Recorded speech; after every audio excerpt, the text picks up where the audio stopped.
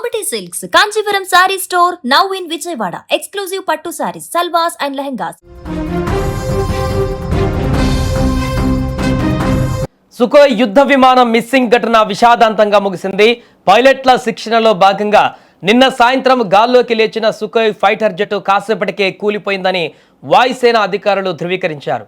అస్సాంలోని కర్బీ ఆంగ్లాంగ్ జిల్లాలో భారత వాయుసేనకు చెందిన సుఖోయ్ యుద్ధ విమానం కూలిపోయింది. ఈ ప్రమాదంలో విమానంలోని 2 పైలట్లు ప్రాణాలు కోల్పోయారని అధికారికంగా ప్రకటించింది. మరణించిన వారిని squadron leader Anuj, flight lieutenant పూర్వేష్గా గుర్తించినట్టుగా తెలుస్తోంది. ఇక జోర్హాట్ ఎయిర్ బేస్ నుంచి పైలట్ల శిక్షణలో భాగంగా గురువారం సాయంత్రం టేకాఫ్ అయిన ఈ యుద్ధ విమానం కొద్దిసేపటికే రాడార్తో సంబంధాలను కోల్పోయింది. యుద్ధ విమానము జాడ కనిపెట్టేందుకు వాయుసేన గాలింపు చర్యలు చేపట్టింది. చివరకు జోర్హాట్కు 60 కిలోమీటర్ల దూరంలోని అటవీ ప్రాంతంలో ఇది కూలిపోయినట్లుగా అధికారులు గుర్తించారు. ఈ ప్రమాదంలో మరణించినటువంటి పైలట్ల కుటుంబాలకు వాయుసేన సంతాపం తెలిపింది. పైలట్ల కుటుంబ సభ్యులకు మా ప్రగాఢ సానుభూతిని తెలియజేస్తున్నాం. ఈ కష్టకాలంలో వాయుసేన ఆ కుటుంబాలకు అండగా ఉంటుంది అని IAF తన ఎక్స్ ఖాతాలో పేర్కొంది. ఈ ప్రమాదం పైన వాయుసేన ఉన్నత స్థాయి దర్యాప్తునకు ఆదేశించినట్టుగా తెలిపింది. విమానం కూలిపోవడానికి కారణం సాంకేతిక లోపమా లేక ఇతర కారణాలు ఏవైనా ఉన్నాయా అన్నది ఇప్పుడు దర్యాప్తులో తేలనుంది.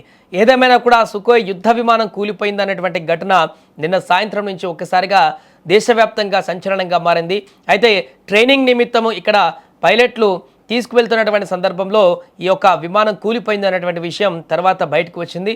ఆ తర్వాత ఇది రాడార్తో సంబంధాలు కోల్పోయినటువంటి తర్వాత అది విమానము ఎక్కడికి వెళ్ళింది, ఎక్కడైనా క్రాష్ అయిందా, లేకుంటే సేఫ్గా ఎక్కడైనా ల్యాండ్ అయిందా, ఏదైనా అటవీ ప్రాంతంలో ఈ విమానం అక్కడ పడిపోయి ఉంటుంది కావచ్చు అనేటువంటి రకరకాల అనుమానాలు వ్యక్తమయ్యాయి. కానీ ఎట్టకేలకు ఈ విమానం పూర్తిగా ధ్వంసమైపోయింది అనేటువంటి విషయం బయటకు వచ్చింది.